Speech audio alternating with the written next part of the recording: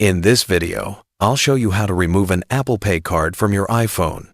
First, locate and open the Wallet app on your iPhone. You can also search for Wallet in your iPhone search bar if you don't see it on your home screen.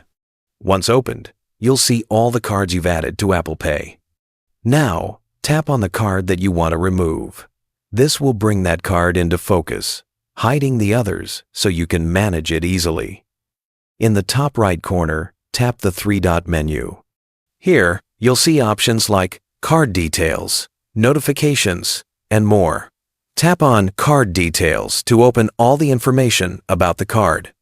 Scroll all the way to the bottom, and you'll see the option Remove Card. Tap on it, and a confirmation message will pop up to make sure you really want to delete it. Go ahead and confirm by tapping Delete. You'll see a small animation as the card disappears from your wallet, and it's now removed from Apple Pay on your iPhone. If you have multiple cards to remove, you can repeat this process for each one.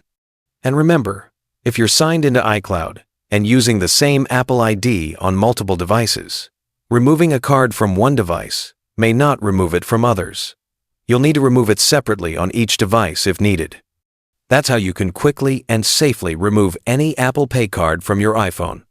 By the way, if you're tired of paying high fees when you send someone money, Wise is the best service I know. I use it myself to send and receive money with some of the lowest fees out there. Plus, you get free virtual and physical debit cards that work globally. Right now, you can grab an exclusive offer. Your first transfer up to $800 is completely free with zero fees. You can create your free Wise account using the link below.